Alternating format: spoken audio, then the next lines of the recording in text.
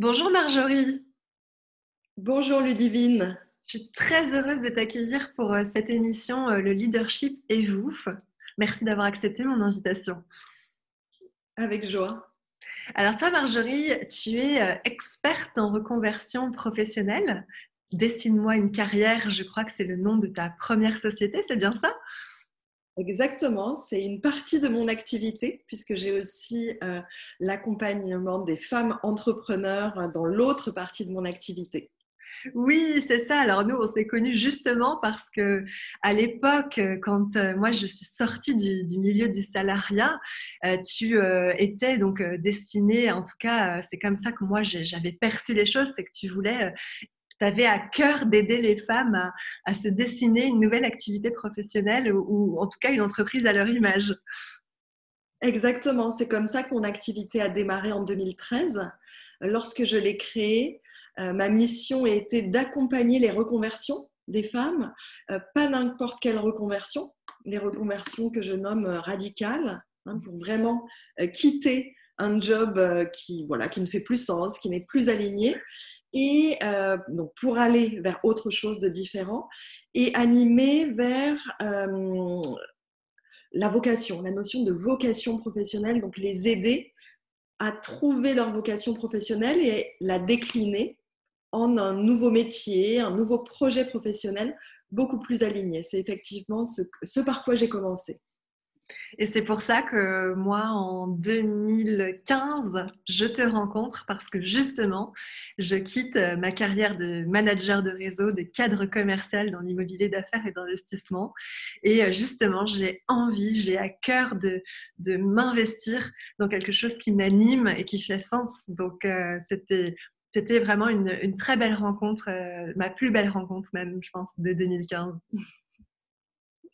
Merci Ludivine. C'était effectivement une chouette aventure qu'on a vécue à l'époque lorsque je t'ai accompagnée dans cette transition. Et donc moi maintenant, tu vois, 6 ans plus tard, je me dis que c'est intéressant de partager, tu vois, sur les différentes visions du leadership. Et parce qu'attends, parce qu'avant quand même, il faut que je précise à nos auditeurs et auditrices, tu es aussi l'auteur d'un livre, 180, je crois, 180 degrés reconversion, c'est ça le titre? Alors, c'est mon deuxième livre, 180 degrés reconversion. Il y a eu le premier qui s'appelle Dessine-toi une carrière où j'explique mon approche, la méthodologie que j'ai conçue Et autour de la oui, recherche bien des sûr, c'est vrai. voilà, trouver l'idée hein, pour les personnes qui ne l'ont pas. 180 degrés reconversion, qui est le deuxième livre qui traite plus spécifiquement de la reconversion avec le passage du salariat à l'entrepreneuriat. Et puis, il y a mon troisième livre qui est paru chez Erol, qui s'appelle Je deviens coach et qui explique comment créer et développer une activité de coaching d'entrepreneurs autour de l'accompagnement, tous les métiers d'accompagnement, comment vivre de cette activité. Donc là, c'est le tout nouveau. Il vient juste de sortir, je crois. Au moment où on tourne, il a paru il y a quelques jours et je l'ai coécrit avec Marjorie Véron. Fabuleux. Donc, 3 livres déjà à ton actif, Marjorie. Exact. Moi, je suis très heureuse parce que je trouve que c'est très inspirant aussi de mettre en avant les femmes entrepreneurs qui œuvrent comme ça pour le leadership féminin. Et c'est ce dont on va parler maintenant. Parce que maintenant, moi, ça fait 5 ans que je m'inscris dans le leadership féminin et j'ai très à cœur de te demander c'est quoi la définition du leadership en général, sans parler forcément tout de suite du leadership féminin. Et pour toi, Marjorie Lombard, c'est quoi la définition du leadership en fait? Alors, moi, j'aime toujours me référer à l'étymologie et aller regarder l'origine des mots et du sens. Et donc, on sait que le leadership, c'est un mot qui vient de l'anglais, hein, vu, Absolument. vu sa racine. Et en fait, le leadership, c'est la capacité d'influence, influencer. C'est pas à confondre avec le chef, par exemple. Tout Ça à n'est fait. pas la même chose, hein. Étymologiquement et même selon moi, je m'inscris assez dans cette définition-là. Le leader, c'est le meneur, mais c'est pas forcément le chef.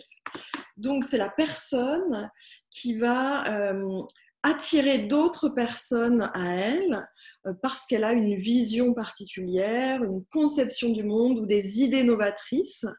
Et donc, c'est pas quelqu'un qui est désigné par ses pairs, un leader. On est leader et des gens acceptent de nous suivre, mais c'est pas comme le chef, on n'est pas désigné chef. On se révèle leader, par exemple. J'aime beaucoup cette idée. J'aime beaucoup cette idée parce que tu vois, derrière les mots comme influence, il y a comme encore les résidus de cette société patriarcale qui peuvent faire déformer, tu vois, ce qu'on essaye de verbaliser parfois ou de faire passer comme message. Donc c'est très Oui, oui. intéressant que tu exprimes ça. Le leader, hein, pour moi, c'est vraiment cette capacité d'influencer, de motiver, et on n'est pas leader tout seul, il faut qu'il y ait un groupe autour, donc il faut qu'il y ait des autres autour du leader pour contribuer à quelque chose. Voilà, il y a aussi cette notion de sens, de contribution. On n'est pas le leader d'un groupe pour rien, que ce soit en entreprise, que ce soit dans la spiritualité, que ce soit dans sa maison.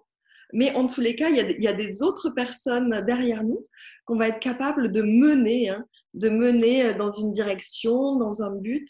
Et pour terminer ma définition du leader, on pourrait prendre l'image que le leader, il va être capable de diffuser un univers, un monde, une communauté d'idées ou autres, pas seulement dans l'action. Il y a aussi tout ce côté plus intangible, mais voilà, il va être porteur d'un univers spécifique, d'un monde spécifique auquel les autres personnes vont vouloir appartenir.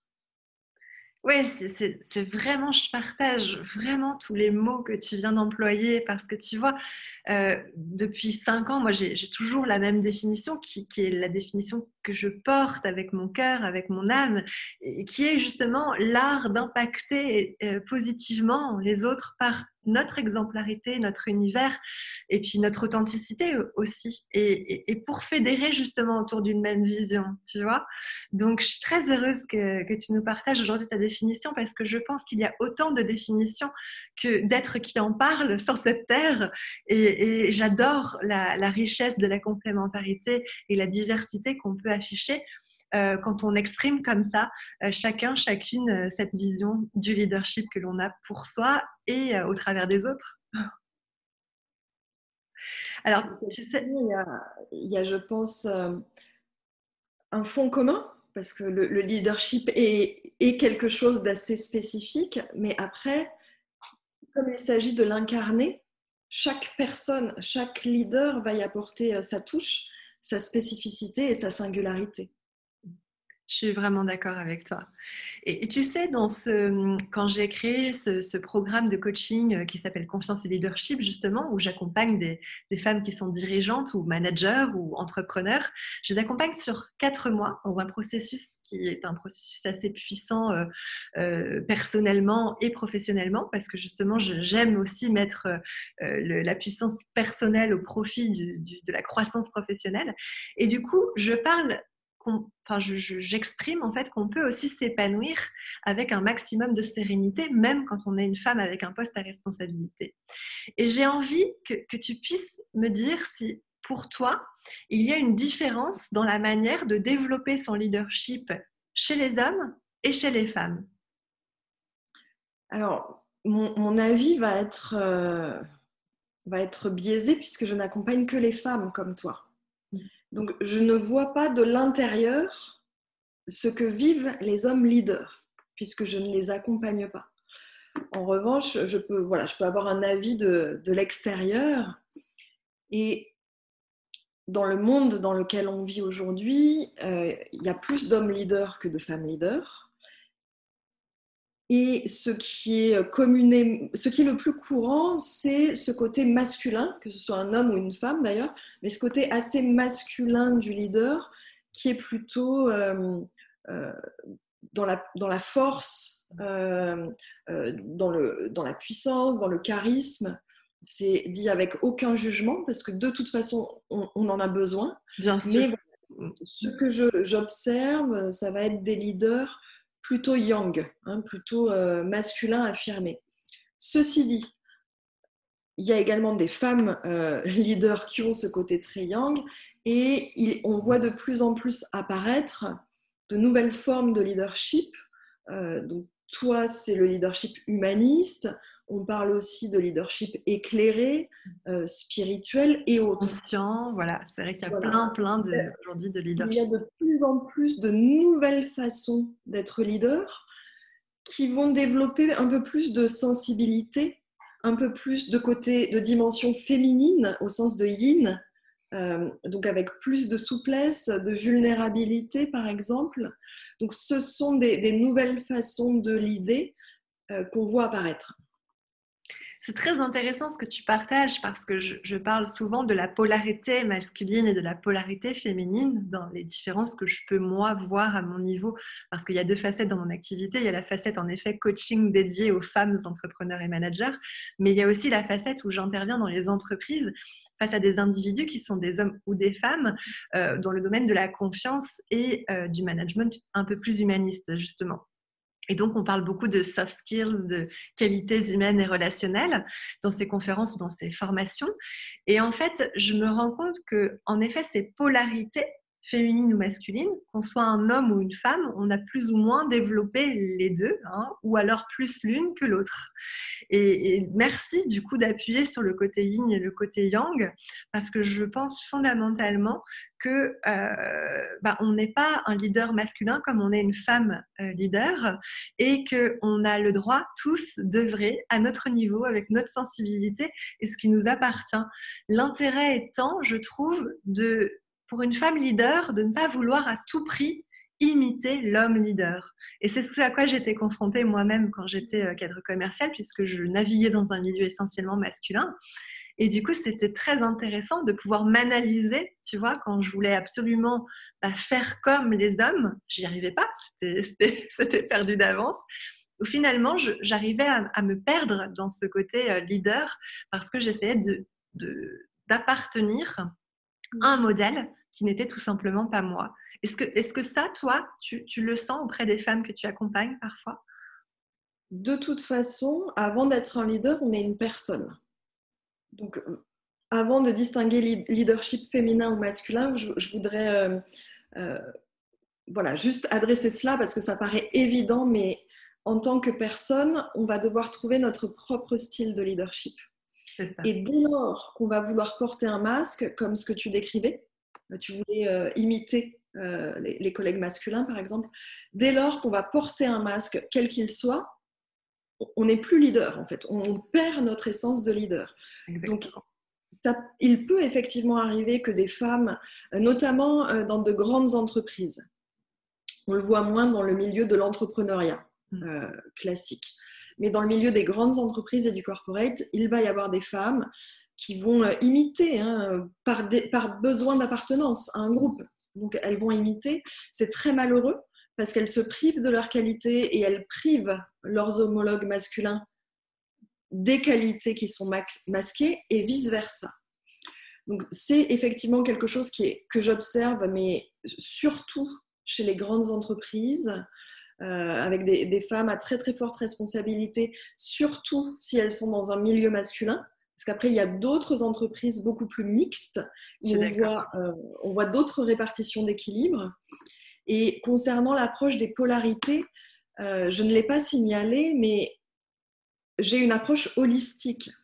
Et toutes les pratiques de sagesse orientale sont des sources d'inspiration pour moi depuis très longtemps. Donc là, on parle du Tao, si je vais de ce côté-là.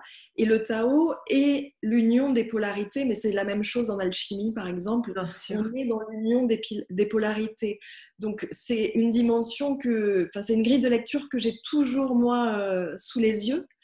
Et c'est vrai qu'on pourra peut-être l'aborder dans le leadership selon les qualités ou les valeurs qu'on va vouloir mettre en avant. On est dans des polarités. Il y a le côté ombre et le côté lumière.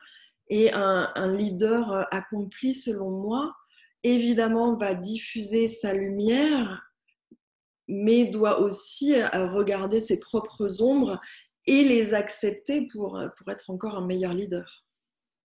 Oui, c'est ça, et c'est ça qui est très intéressant, je trouve, dans ce que tu viens de partager, c'est de savoir, parce qu'il y a beaucoup, je trouve, de leaders qui n'avouent pas leur vulnérabilité, en fait, parce que dans les croyances ancestrales, etc., il n'y avait pas de place, tu vois, pour cette vulnérabilité chez le leader. Et donc, je suis très heureuse qu'on parle justement de ces nouveaux styles de leadership. Et d'ailleurs, quand je me suis lancée sur le programme en ligne en 2017, j'avais dit aux femmes, il est important d'affirmer votre propre style de leadership, tu vois. Et donc, c'est ça qui aussi transpire dans ton énergie et dans ce que tu nous partages là. Et je te remercie infiniment. C'est que finalement, il y a autant de styles qui sont acceptables que d'hommes ou de femmes leaders. Et plus on va découvrir son propre style et plus on va l'honorer, meilleur leader on va devenir. Ça, pour moi, c'est évident. Et ce serait la même chose si au lieu du mot leader, on mettait un autre mot. Hein. Maman, épouse, entrepreneur. Enfin voilà, on peut remplacer par n'importe quel mot. Je trouve que se brancher à sa nature profonde et à qui on est la meilleure façon de s'épanouir. Après, c'est très beau de le dire, mais c'est pas facile parce qu'en fait, la société dans laquelle on vit nous a appris à faire le contraire. Absolument. Donc, souvent, je ne sais pas si toi tu le remarques, mais moi, quand j'accompagne des dirigeantes ou des femmes entrepreneurs, en fait, le premier travail consiste à désapprendre le bon professionnel, la bonne élève, enfin voilà, toutes les choses comme ça. Il y a tellement de travail à ce niveau-là. Oui. Et c'est absolument inconfortable. Hein, pour la personne qu'on va accompagner, c'est absolument inconfortable. Donc c'est très beau de dire il suffit d'être qui on est, mais en réalité, c'est un long travail, ou en tous les cas un travail profond, pas forcément toujours long, oui, mais profond. Et également, à propos de la vulnérabilité, c'est difficile de s'avouer vulnérable. Et moi, la première, je dois travailler là-dessus. J'ai pas toujours envie de dire que j'ai été vulnérable, que dire qu'à cette occasion-là ou sur ce sujet, j'ai éprouvé de la peur ou du doute ou autre chose, ou que j'ai commis une erreur. J'ai une valeur d'excellence qui est très développée, donc reconnaître mes erreurs, c'est compliqué. Je peux me les reconnaître, mais ouvertement, ça c'est encore autre chose. Donc là aussi, sur le sujet de la vulnérabilité, c'est pas un concept, c'est vraiment quelque chose qu'on éprouve dans le corps, dans toutes nos cellules, dans notre cœur. Et si c'est quelque chose qui, je pense, peut vraiment nourrir le leader qui est en nous, ça reste quelque chose de très inconfortable et difficile à faire en réalité. Oui, c'est ça, c'est bien ce que tu précises, c'est la différence entre ce que l'on peut intégrer en nous, finalement, cette part de vulnérabilité, et le fait de l'exposer. On n'est pas non plus obligé toujours d'exposer, et on a le droit aussi de faire ce travail intérieur qui nous appartient en tant que leader. L'important étant de démarrer ce travail intérieur. Et d'ailleurs, c'est très bien parce que j'avais une question tout à l'heure qui vraiment venait, c'était pour toi, parce que j'utilise beaucoup la phrase être leader de soi avant d'être leader des autres, quel que soit le domaine d'application, que ce soit dans le pro, dans le sport, dans la vie de famille, etc., etc. Donc, quelle est selon toi la part du développement personnel dans une croissance professionnelle en tant que leader ? La part, je ne saurais la quantifier, mais elle est essentielle parce que selon moi, l'un ne va pas sans l'autre. Mais encore une fois, c'est peut-être ce qui nous réunit avec ce côté humaniste et porté sur la croissance personnelle en tant qu'humain complet, fait de différents corps, de différentes couches. Pour moi, c'est indissociable. Maintenant, je pense qu'il y a d'autres approches du leadership qui vont plutôt se concentrer sur les méthodes, les outils, quelque chose de plus extérieur, mais qui peut-être fonctionne très bien. Hein. Il y a pas de... Tout est OK, tout existe. Maintenant, moi, je ne connais que l'approche qui prend en compte le développement personnel au service de la croissance professionnelle. Donc, si on travaille avec moi, la part, elle est aussi égale que les méthodes et les outils externes. Et nous sommes aussi en phase là-dessus. Je te remercie. Oui. Et si je pousse, si je pousse la provocation un cran plus loin, je parle là uniquement pour moi, mais les croissances que j'ai vécues extérieures, les croissances de chiffre d'affaires, les croissances de paliers de développement de mon entreprise, ont commencé par quelque chose à l'intérieur en fait.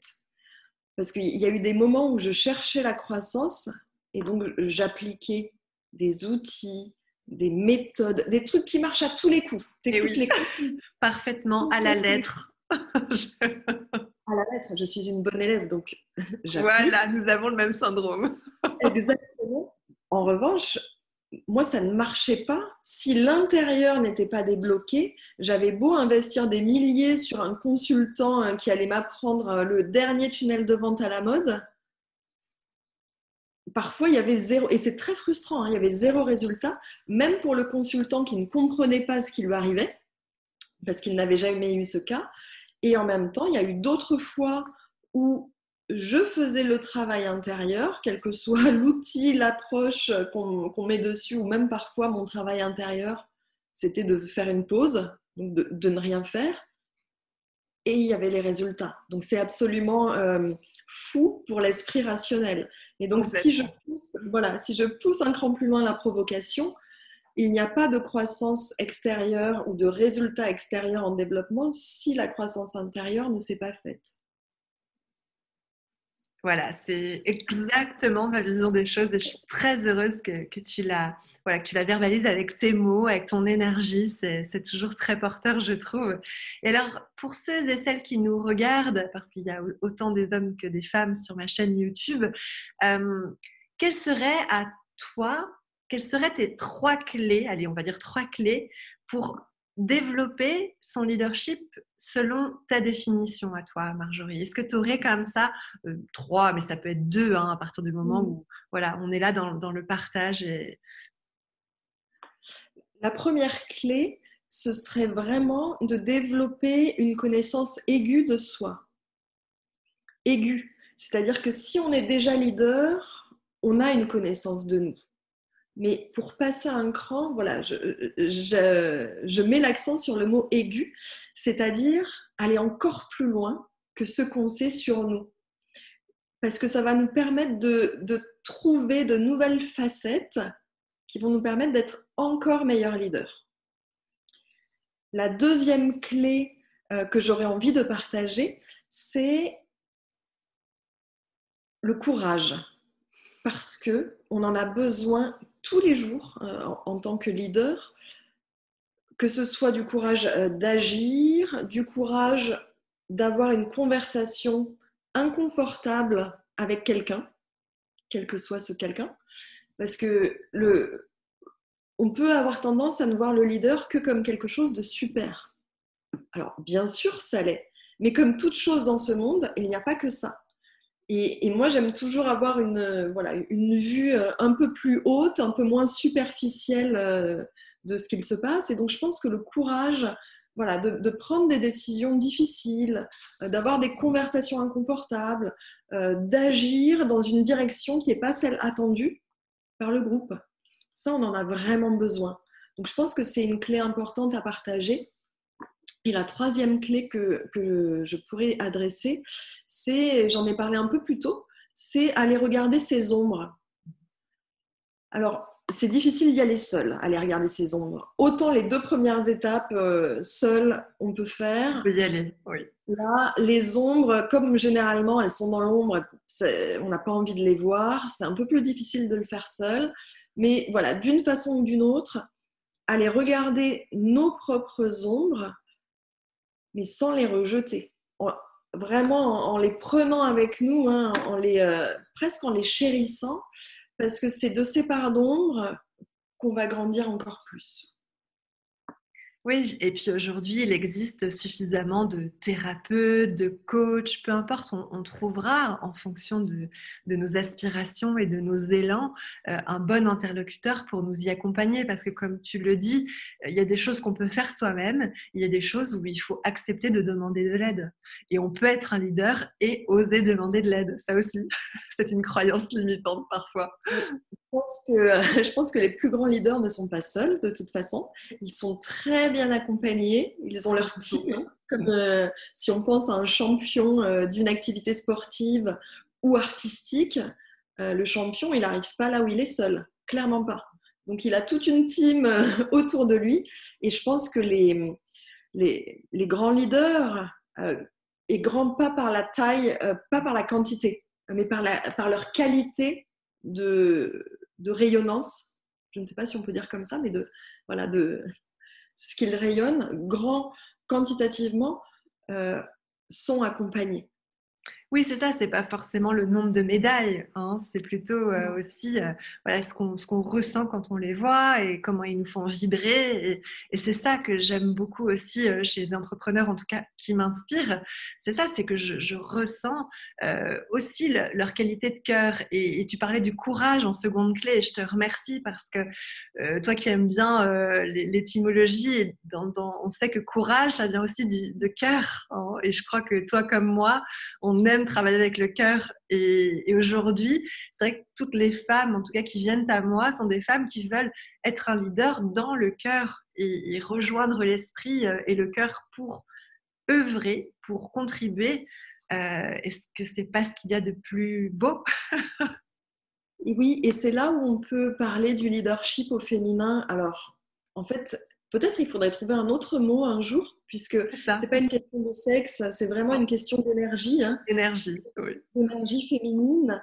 Mais je vois de plus en plus de femmes et d'hommes, mais voilà, qui ont vraiment cette envie d'un nouveau mode de leadership, plus branché sur le cœur, sur l'ouverture, sur la coopération plutôt que la compétition. Exactement. Et je pense que l'époque est prête à ce changement. On le voit avec ce qui se passe dans tous les milieux en fait qui ont leur MeToo, voilà, qui essayent de renverser les dominations, les déséquilibres.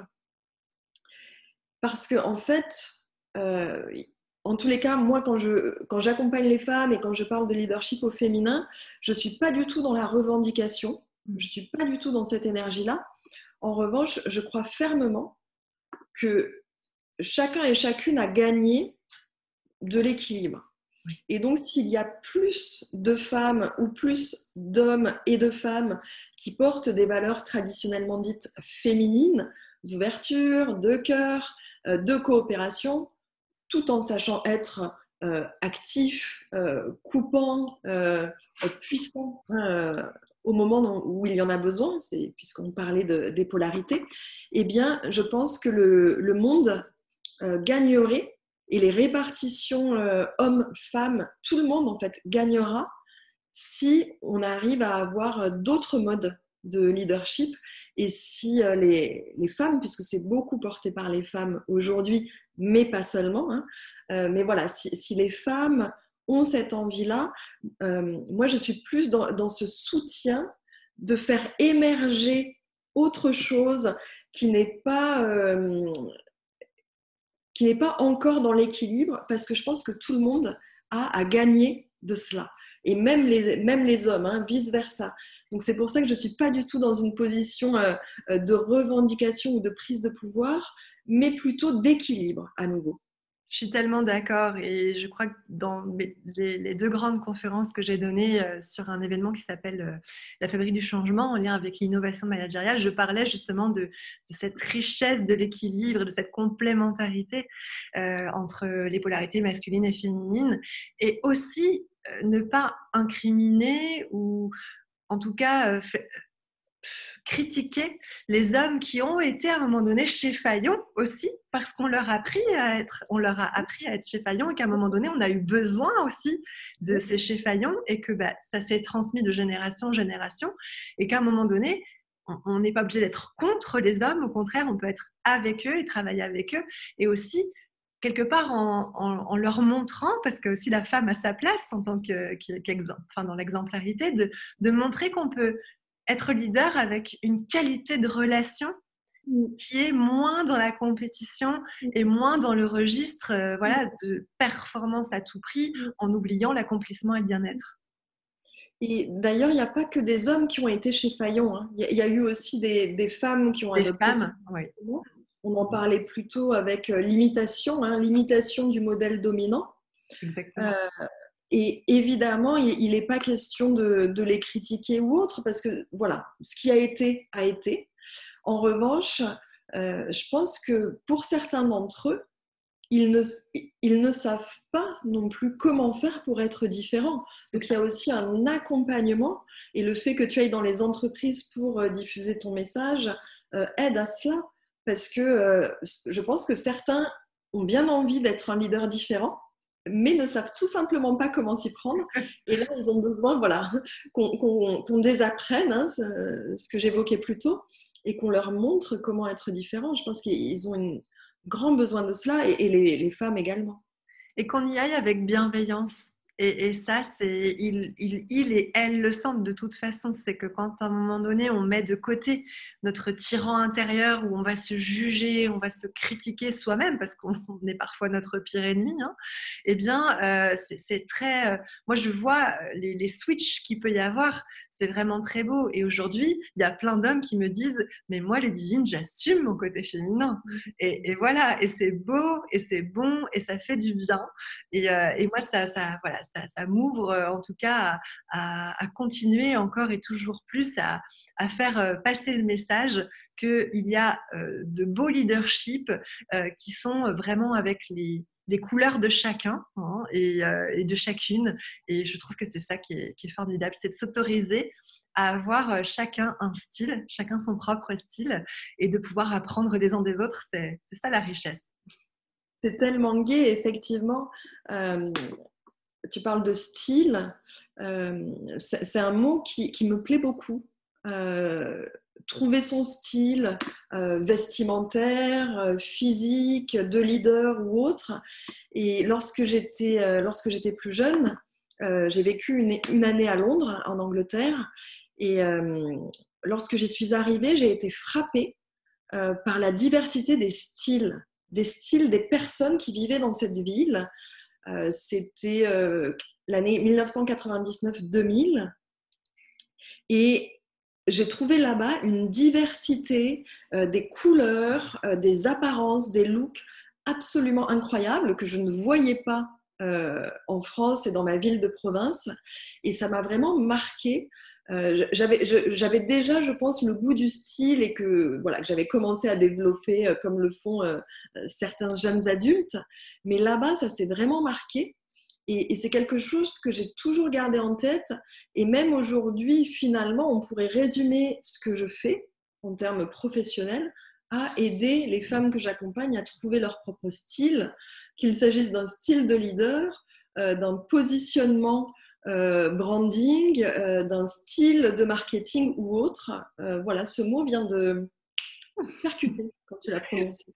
Je suis très heureuse parce que tu vois, je crois que sur Facebook, sur LinkedIn, enfin sur tous mes réseaux sociaux, j'ai cette phrase qui est « Affirmez votre propre style de leadership ».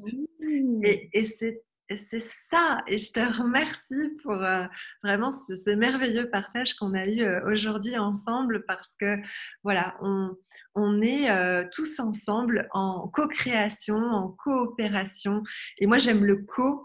Je crois que vraiment là, on est dans un nouveau paradigme, on pourrait dire, en tout cas, je le sens dans toutes mes cellules, qu'on est vraiment aujourd'hui plus les uns contre les autres, mais les uns avec les autres et qu'on sera encore plus impactant positivement justement dans cette exemplarité d'état d'être de chaque leader grâce à cette union et à ce travail main dans la main finalement.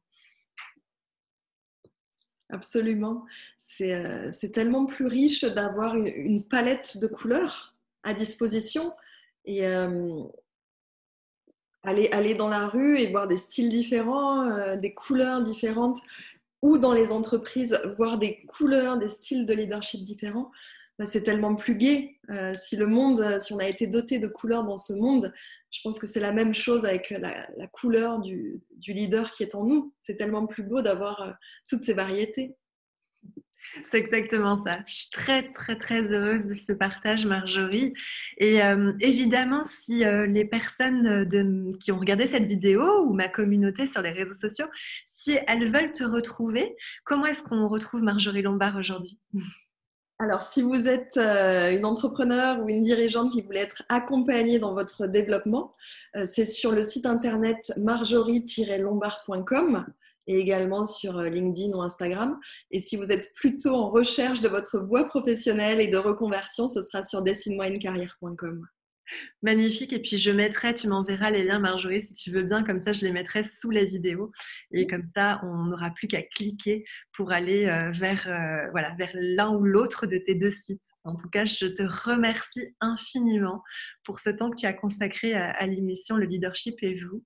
Et je te retrouve tout bientôt. De toute façon, on garde contact.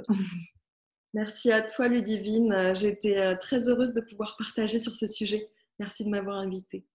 Merci. Et pour toutes les personnes qui vont regarder cette vidéo, si vous pensez qu'elle peut inspirer un de vos collègues, une de vos collègues, un ami, des amis, partagez et surtout likez et abonnez-vous. Comme ça, vous aurez les alertes pour les prochaines vidéos et les prochaines interviews que j'ai toujours plaisir à donner sur cette chaîne, même si parfois je prends un peu plus de temps parce que je m'écoute aussi là-dessus sur la création de ces interviews. J'ai très envie de vous présenter des personnes qui sont pour moi inspirantes et impactantes.